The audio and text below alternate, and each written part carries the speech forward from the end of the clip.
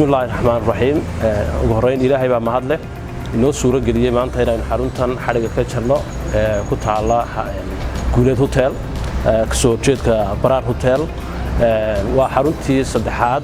لقى فرع حافظة شجير كنتي حافظة شجير waxay ku jirtaa xaafadaha ugu nasiibka badan leh mar walba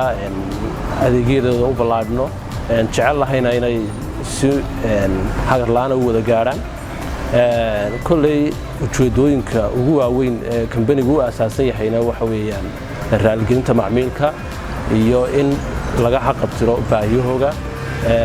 iyo inay la jaan qaadi karaan maadaama company internet nahay ay la jaan qaadi karaan dunida casriga ah inay la jaan qaadi karaan oo ka caawina mar kastaba sidii easy communication ay ku heli lahaayeen dadku runtii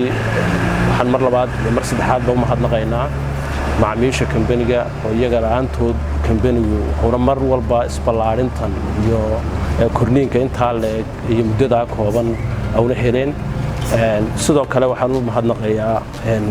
madaxda company-ga oo runtii lafdhabarka horumarka company-gu oo maalin walba ku tallaabsanayo iyo shaqaale weynaha intaba bismillahir rahmaanir rahiim assalaamu alaykum warahmatullahi wabarakaatuh maanta waxaan joognaa xaafadda Jigjigeer gaar ahaan kuuleedu talaagtiisa halkaas aynu ka furnay xarun cusub uguna talagalnay macaamiishayada iyo gaar ahaanba dadka reer Soomaaliland ee baahida weyn u qaba internetka taasoo ah runtii mar walba dadaalka weyn ay ku jirta ay tahay inay gaarsiiso macaamiisheeda internet xawaare fiican leh qiimihiisuna aad u jaban yahay sidoo kale ballanteedu mar walba waxay ahayd in macaamiisha aanu geyno service-ka halka ay joogaan bismillahir rahmaanir rahiim runtii maanta farxad bay noo tahay inaan branch cusub furno branchkana ku yaala Guuleed runtii macaamiisha soo gasho waxay markastaba doonayaan inay markaasi helaan meel ku dhow adeegooda ka heli karaan maantana waxaan idin furnay mid adeegeena u soo luweyn kartaan mid adeegeena iman karaysaan farxad bay noo tahay dhammaan hadaan soo horta marka koowaad ilaahay baa mahadle noo soo geliyay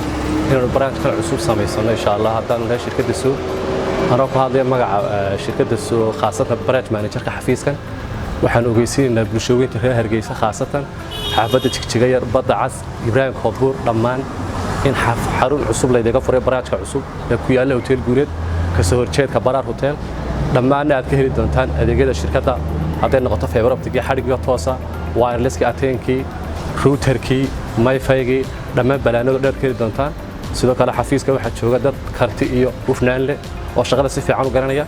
markasta macaamiisha aad u tixgeliyo soo la dhaweyn doona waxaan markasta leenahay macaamiisha degmada Ibrahim Khadbuur khaasatan xaafadda Jigjigeer badda cas soo dhawaada xafiiska cusub soo dhawaada insha Allah aad baan u mahadsantahay isgaarsiinteena soo